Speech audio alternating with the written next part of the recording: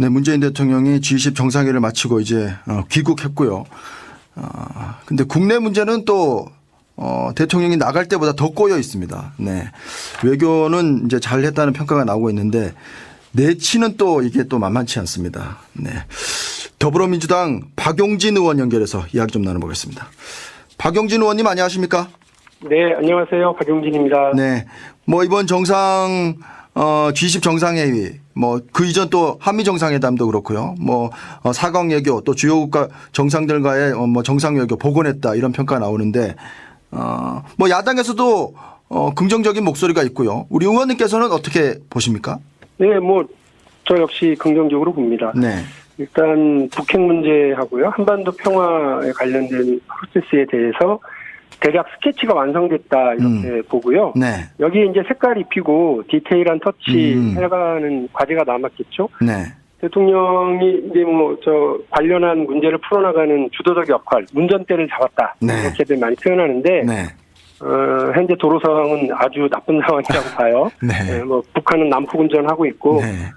중국 무단횡단하고 일본 끼어들기 하고 막 이러는 상황인데 네. 현명하게 잘 앞으로 이 문제 풀어나가 주실 것을 기대하고 응원하겠습니다. 네. 북한에 대해서는 이제 여전히 대화를 제의하고 있는데 특사 외교가 필요한 시점 아니냐 이런 또 얘기도 나오던데 어떻게 받아들이십니까? 이렇게 경색되고 꽁꽁 얼어붙어 있는 상황에서 네. 문제를 풀어나가는 게 특사라고 하는 특단의 조치일 수 있고요. 네. 과거의 사례를 봐도 얼마든지 이게 가능한데 문제는 이게 아주 비밀리에 양측 간에 진정성 있는 걸 확인할 수 있는 그런 라인을 구축하는 게 우선인데 그런 라인이 지금 예전에 참여정부 시절까지는 이제 분명히 있었고요. 네. 또 이명박 대통령 시절에도 시도는 있었으나 성공을 거두지 못해서 네. 일단 정부가 계획은 가지고 있다면 어쨌든 지금 그 비밀리에 하고 있는 것일 거라고 보고요. 네. 어쨌든 그런 주도성을 현실화하기 위한 노력들을 할 거라고 기대하고 있습니다. 네, 의원님과 함께 또 그런 기대는 국민적으로 또 이렇게 외교 문제라든지 한반도 문제에서는 좀 지지를 보내고 좀 힘을 좀 모아줬으면 하는 그런 바람이고요. 국내 문제 안 여쭤볼 수 없는데 지금 국민의당 그 제보 조작 사건 말이죠. 네. 이준서 전 최고위원까지 이제 구속영장이 청구되지 않았습니까? 네네. 이거 어떻게 받아들여야 됩니까? 국민의당에서는 애초에 이제 단독 범행이다 이렇게 했는데 말이죠. 그러게요. 국민의당으로서는 조금 당황스러울 것 같아요. 왜냐하면 진상조사단까지 구성해서 발표한 내용과 네. 검찰이 구속영장을 청구한 그 상황은 조금 결이 다르게 나가고 있는 거 아니겠습니까? 네. 제가 볼 때도 과거 국정원식의 조작까지는 아니어도 네. 공당으로서의 책임은 분명한 상황인 것 같아요. 네. 그리고 게다가 지도부의 일원이었던 이준서 전 최고위원이 연루된 것 자체가 네. 당적 책임을 피할 수 없는 것으로 보고 네. 이 부분에 대해서 좀 국민의당이 보다 책임 있게 대하해 주시고요. 너무 민감한 정치적 문제로만 바라보시지 않고 네. 갔으면 좋겠어요. 검찰은 사법적 판단을 하지만 국민은 도덕적 정치적인 잣대로 이 사건을 바라보고 계시거든요. 네. 예, 국민의당에서 사법적 책임은 사법적 책임이고 네. 정치적 도덕적 책임에 있어서는 또 국민 눈높이에 맞춰서 움직여 주시면 고맙겠습니다. 이것이 이제 공교롭게도 추미애 대표의 어떤 꼬리 자르기가 아닌 머리 자르기 발언으로 이제 촉발이 돼서 또 그 다음에 이제 미필적 고의라는 말씀을 하신 다음에 이것이 이제 구속영장이 청구돼서 국민의당 쪽에서는 이현주 그 원내수석 부대표는 추 대표가 사실상 검찰총장 역할을 한 것 아니냐. 검찰이 시녀로 전락했다. 또 이렇게도 비판하더군요. 그거는 조금 좀 과한 정치적 분석이고 해석인 것 같아요. 네. 다만 저도 원내 부대표를 맡고 있는데 네. 이게 사실상 정부로 보면 이제 외교 담당 부서거든요. 네. 그래서 어르고 달래고 야당과 함께 어쨌든 법안을 통과시키고 추경안도 통과시키고 이렇게 가야 되는 입장에서는 네. 이제 당혹스러운 상황이죠. 네. 그렇지만 부부싸움을 하더라도 아이들은 학교 보내야죠. 네. 엄마 아빠가 싸우더라도 학생은 학업에 집중해야 되는데 네. 여야 간에 정쟁이 있고 다툼이 있다 하더라도 네. 국민이 부여한 역할, 추경안을 통과시키는 거 그리고 법안을 정부조직 법안을 또 통과시키는 것은 네. 꼼꼼히 따지고 분석하고 해야 할 국회 역할입니다. 네. 국회 역할에 있어서는 따로 여야가 있을 수 없기 때문에 네. 행정부를 견제하고 대통령을 견제하기 위한 역할을 하기 위해서라도 네. 여야 간의 다툼 때문에 모든 걸 올스톱시키는 네. 그런 일은 좀 그만했으면 좋겠습니다. 뭐 학교도 가고 공부도 해야 된다는 그런 말씀이신데 박주선 이제 국민의당 비대위원장은 이것이 결국 뭐 수사 가이드라인 제시해서 검찰 압박해서 이게 국민의당 죽이기다 이렇게까지 규정을 하고 있어서 말이죠. 국민의당은 국민 여러분들이 총선 때 선택해준 정당이세요. 네. 그런 정당을 여당이 죽이겠다고 한들 또 검찰이 어떻게든 손을 보겠다고 한들 달라지진 않을 거라고 봐요. 네. 다만 국민의당이 무서워해야 될 건 여당의 봉착과 검찰의 수사가 아니라요. 네. 국민의 눈이라니까요. 네. 근데 지금 국민들이 보시기에 국민의당이 책임 있는 태도를 보이고 있느냐. 지금 국민들이 보시기에 국민의당이 지금 여당 대표의 발언 하나하나에 대해서 저렇게 정쟁적으로 나오고 민감하게 반응할 입장이냐. 네. 혹시 국민들이 보실 때에는 과도한 이런 반발로 자신들의 문제를 덮으려고 하는 거 아니냐. 네. 이렇게 보실 수도 있어요. 네. 저는 지금 국민의당이 무서워하고 두려워하고 경계하고 비판해야 될 건 여당이 아니라 네. 국민이 어떻게 보고 계신지에 대한 스스로의 돌아보는 자세라고 저는 봅니다. 네. 오늘 오전에 이제 이준서 전 최고위원에 대한 영장 실질 심사가 열릴 텐데 만약에 영장이 이제 발부가 된다면 어떻습니까? 뭐 박범계 최고위원은 이것이 대선 공작으로 확대될 수 있는 포인트다 이렇게까지 얘기를 했고 정의당도 그렇다고 한다면 결단을 내려야 되는 것 아니냐 국민의당에게 이렇게 얘기했던데 어떻습니까?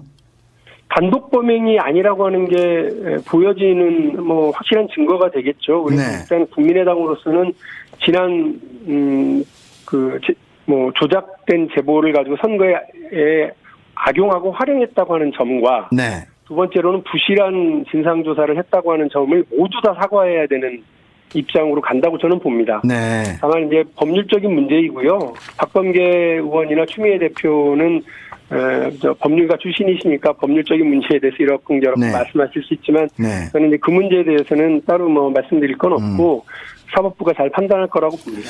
어떻습니까? 이 사건이 맨 처음에 이제 터졌을 때 청와대 쪽에서는 뭐 협치에 도움이 되는 일이 아니겠느냐. 뭐 물론 나중에 취소는 했지만요. 그런 얘기가 나와서 이것이 또 국민의당이 어차피 그 캐스팅 보터로서의 역할을 하고 있기 때문에 잘 굴러가지 않겠느냐 이렇게 했는데 추미애 대표의 어떤 발언 뭐 그런 것들이 오히려 그 여당이 좀 역할을 하는데 좀 발목을 잡는 안에서 좀 발목을 잡는 측면이 있지 않느냐 이런 또 얘기도 나오고 있던데요. 지금 상황은 어쨌든 축구로 치면 저희 공수가 손발이 탁탁 맞아 떨어지고 있는 상황은 아닌 것 같아요. 네. 그럼에도 불구하고 추미애 대표가 언급한 부분은 저도 지금 말씀드리고 있는 공당으로서의 국민의당의 책임을 분명히 묻는 거였다고 봅니다. 네. 그래요. 이유미 씨가 단독으로 이 사건을 조작하고 제보하고 했을 수 있습니다. 그러나 네. 그 부분에 대해서 그 대통령 후보까지 이 문제를 거론하고 선거에 이용했던 것 아니겠습니까? 네. 저도 사실은 이 문제에 대해 대단히 당황을 했고 그 당시 선대위 대변인을 맡아서 여러 방송이나 언론과 인터뷰 이런 걸 통해서 저희 당과 후보에 대해서 홍보를 하고 나섰습니다만 네. 이 문제가 나오면 저도 잘 모르는 사안인데다가 네. 대단히 구체적으로 저렇게 여러 사람을 언급하고 나오니까 네. 이게 일정하게 사실일 수도 있는 거 아니냐라고 하는 걱정이 들었거든요. 아마 네. 많은 국민들이 그랬을 거고 네. 또 이 사안 때문에 주권을 행사하는 데 영향을 받은 분들도 있을 거예요. 네. 그 국민들은 얼마나 분노스럽겠습니까? 네. 그런 걸 이해하셔야 되는 거지. 네. 지금 추미애 대표의 이런 표현을 붙잡고 늘어져서 네. 정쟁을 만들어갈 상황이 아니라고 봅니다. 네. 다시 말씀드리지만 국민의당이 무서워해야 될 건 여당과 검찰이 아니라 네. 국민의 눈높이라고 저는 봅니다. 네, 알겠습니다. 뭐 국회 정무위 소속이시니까요. 뭐 정책 관련 또 법안 관련해서 또 한 가지 여쭤보고 싶은데 예, 예. 그 최근 그 가상화폐인 뭐 비트코인이나 이더리움 등에 대한 위험성이 지금 높아지고 있지 않습니까? 네. 그래서 뭐 관련 법안을 또 준비 중이시라고 들었는데요. 예, 이제 요즘 막 하도 언론에 많이 나오니까 뭐 비트코인이 대박난다더라, 비트코인이 네. 뭐냐, 뭐 네. 이더리움도 있고 뭐 다른 것도 많다더라, 이 정도까지는 아시는데 네. 이게 사실은 상당히 우리 그 어떻게 말하면 금융시장이라고 해야 될까요? 여기 시장에서 거래가 되고 있고 네. 또 이것으로 인해서 이익을 보거나 거래를 주선하는 분들도 상당히 많습니다. 이번에 그 랜덤 쉐어로 이거 받아들인 것도 이 비트코인 아닙니까? 범죄자들이. 이 부분이 이렇게 악용될 수 있는 사안도 있고요. 네. 이미 이 과정에서 일종의 다단계 사기 행각도 발견이 됐는데 네. 재미있는 건 뭐냐면 지난번에 수원지검에서 보도자료까지 냈습니다만 가상화폐를 이용해서 370억 원대 다단계 사기업체 대표가 구속이 됐는데 네. 이용은 가상화폐를 했는데 관련 법규가 전혀 없었어요. 아. 그냥 뭐 일반 사기로 이 사람을 처벌할 수밖에 없었다는 거예요. 네. 이를 관련해서 네. 저희 박용진 의원실에서 내려고 하는 건 이 가상화폐의 거래와 또 이 가상화폐를 이용한 뭐 금전적인 거래 혹은 이거를 서로 주고받는 과정을 서로 이렇게 중개하는 업 이런 걸 하시는 모든 분들과 관련해서 네. 당국이 규제할 수 있고 감독할 수 있고 할 수 있는 그런 규제의 틀을 만들겠다라고 하는 겁니다. 네. 그렇지 않으면 시장에서 이게 계속해서 엄청난 거래가 이루어지고 있는데 네. 이 부분에 대해서 아무런 기준도 없고 네. 틀도 없다. 이렇게 되면 사실상 많은 그 투자자들이랑 투자자들의 피해가 발생될 수밖에 없거든요. 네. 이런 부분에 대해서 이미 선진국에서도 일정한 규제 틀을 마련해서 네. 보호 육성에 활용하고 있기 때문에 저도 역시 네. 이런 부분에서 가상화폐와 관련된 법안을 이제 제출하려고 그러고요. 네.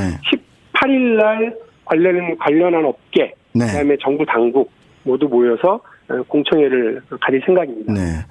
뭐 박용진 의원께서는 뭐 재벌 문제, 대기업 문제 이런 거에서도 또 관심이 많으시고 경제 정책 관련해서도 관심이 많으시니까 그런 부분에 있어서 좀 서민들이 좀 이렇게 좀 뭐랄까요, 뭐 만족할 만한 그런 좀 정책들을 많이 좀 법안도 많이 뭐 발의해 주시고 그랬으면 좋겠습니다. 예, 감사합니다. 열심히 하겠습니다. 네. 더불어민주당 박용진 의원이었습니다. 오늘 말씀 고맙습니다. 네, 고맙습니다.